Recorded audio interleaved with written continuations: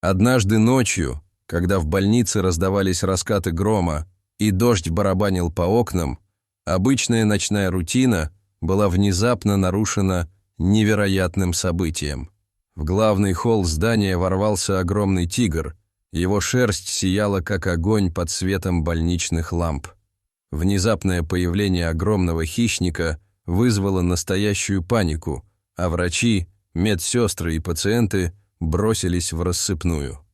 Медсестра Сандра, известная своим хладнокровием и мужеством даже в самых экстремальных ситуациях, была одной из немногих, кто не поддался всеобщей панике.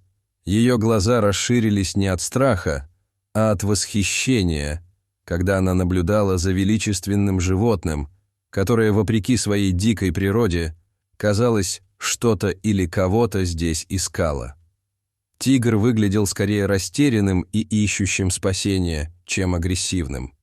Девушка с удивлением заметила, что в его мощных челюстях находился маленький детеныш. У насквозь промокшего малыша были полоски на теле, но он был совсем не похож на обычного тигренка. Однако это было сейчас далеко не главной проблемой, так как срочно нужно было предпринимать какие-то меры. Сандра, движимая желанием помочь, осторожно подошла к тигру, несмотря на огромный риск. Тем временем Мартин, начальник охраны больницы, уже звонил в полицию, сообщая о чрезвычайной ситуации. Оставшись в коридоре наедине с животными, Сандра заметила, что тигр, несмотря на свой внушительный вид, был истощен и сильно измотан, а его ребра отчетливо проступали под мокрой шерстью. Решив действовать самостоятельно, Сандра повела тигра и загадочного детеныша в небольшую комнату, где хранились медицинские инструменты и принадлежности. Как только они вошли, девушка заперла дверь, прекрасно понимая, что она сама поместила себя в ловушку с большим хищником. Тигр аккуратно положил детеныша на пол и отступил в угол, внимательно наблюдая за каждым движением человека. В ожидании помощи Сандра осмотрела детеныша, который, несмотря на свой экзотический и незнакомый вид, выглядел очень хрупким и беззащитным. Девушка не знала, какому виду он принадлежит, но она была полна решимости спасти его жизнь. Следующие несколько минут были напряженными. Сандра использовала свои медицинские знания и подручные средства, чтобы помочь малышу и накормить его. Тигр молча наблюдал за происходящим, а его тяжелое дыхание растворялось в шуме дождя, стучащего по крыше. Тем временем снаружи запертой комнаты Мартин помогал эвакуироваться медперсоналу и пациентам. Начальник охраны никак не мог понять, откуда в их больнице появился огромный хищник, но он был рад, что животное не причинило никому вреда. Ночь тянулась, а напряжение в больнице только нарастало. Сандра постоянно следила за тигром и детенышем, которые успокоились благодаря ее присутствию и готовности помочь. Сильно истощенный и ослабший тигр отдыхал с полуприкрытыми глазами, при этом следя за каждым движением вокруг, словно чего-то опасаясь, а детеныш, завернутый в теплое одеяло, перестал трястись от холода и, наконец, уснул. Мартин в это время разговаривал с представителями администрации города, согласовывая дальнейшие действия. Полиция и служба по контролю за дикими животными уже зашли в здание, готовясь к любому развитию сложившейся ситуации. Напряженный момент был прерван прибытием доктора Родригеса, известного специалиста по большим кошкам, которого срочно вызвали для разрешения необычной ситуации. Доктор осторожно заглянул в комнату с тигром, а увидев, что хищник не проявляет агрессию, он зашел внутрь, стараясь не делать резких движений. Родригес осмотрел детеныша и уверенно заявил, что это не тигренок. У доктора была догадка насчет того, какому виду принадлежал детеныш, но она была слишком невероятной, чтобы обсуждать ее прямо сейчас. Сандра объяснила доктору, что тигр совершенно не проявлял агрессии, и рассказала о своих действиях в отношении неожиданно появившихся животных. Выслушав девушку, Родригес предположил, что тигра и детеныша незаконно содержали в ужасных условиях, откуда им каким-то чудом удалось сбежать. Это объясняет их неожиданное появление в городской больнице. Тем временем новости о появлении тигра и загадочного детеныша в больнице начали стремительно распространяться, привлекая к зданию многочисленных прохожих и репортеров. Родригес не хотел, чтобы происходящее внутри увидели случайные свидетели, так как это могло спугнуть злоумышленников, которые похитили животных и издевались над ними. Поэтому Родригес дождался прибытия своих коллег, чтобы они помогли ему перевести несчастных созданий в реабилитационный центр для диких животных для надлежащего ухода за ними. Тигра удалось без происшествий усыпить для безопасной транспортировки, а детеныша поместили в специальный инкубатор.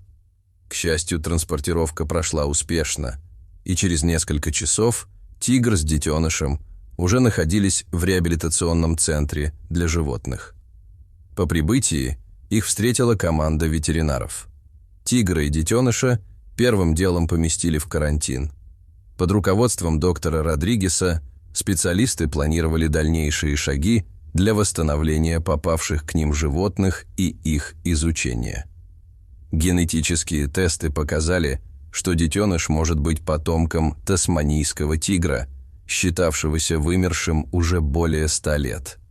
Однако ученые не торопились с выводами, так как это могло бы стать настоящей сенсацией в научном и животном мире. Вскоре началось масштабное расследование.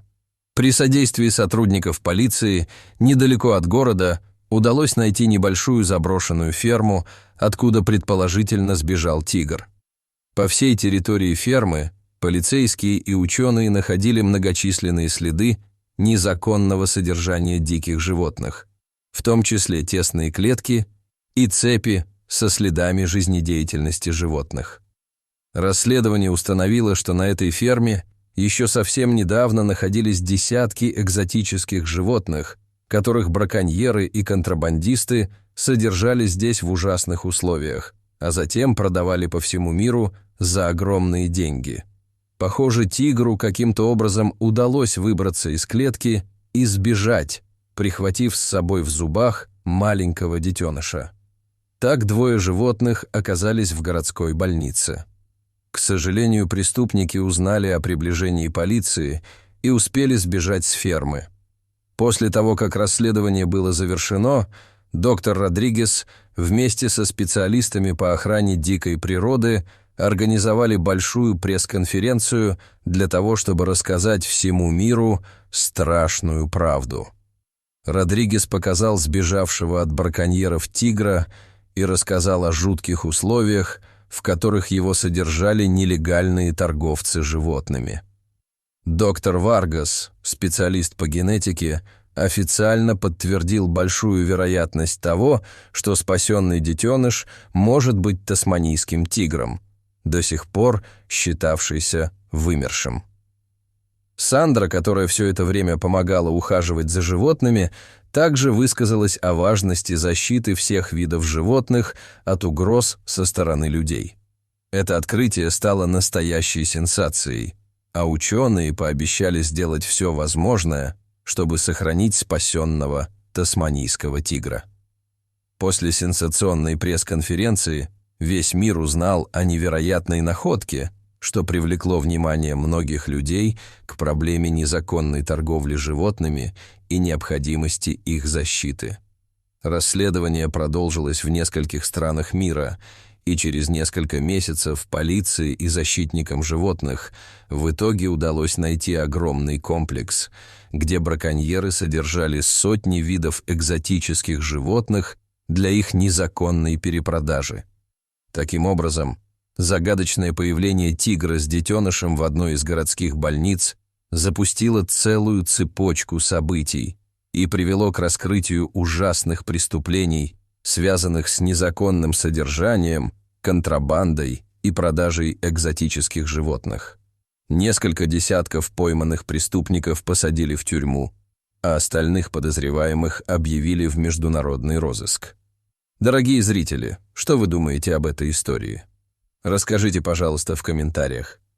А если вам понравилось это видео, то ставьте лайк и подписывайтесь на наш канал. До свидания.